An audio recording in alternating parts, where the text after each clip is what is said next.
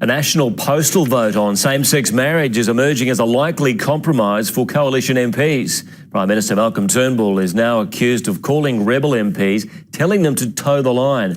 And he's faced an attack on another policy front, this time from his predecessor, Tony Abbott. Supporting an Aussie ale. This is an iconic Australian business. But claiming the government's energy policy is killing jobs and growth. We need affordable, reliable power, and that means policy has got to change. Here's the better policy in this country. That policy, though, is his policy put in place when he was Prime Minister. I'm a bit of a wizard selfish myself. As Malcolm Turnbull looks for a compromise on another issue, same-sex marriage. I speak to my colleagues all the time. And so do senior ministers Peter Dutton and Matthias Cormann. They're now pushing a postal plebiscite as a compromise to try to stop a rebel group crossing the floor next week and forcing a parliamentary vote.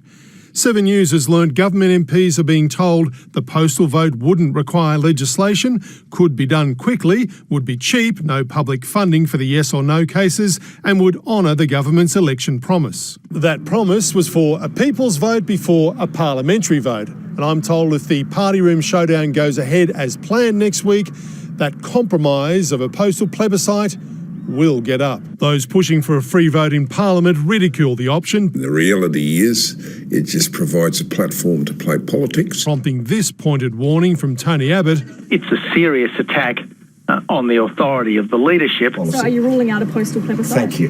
What's your question? The question on his mind, whether the rebels will now follow through with their threat to railroad him. Totally unlicensed. I better just keep it still. In the Parliament. Mark Riley, 7 News.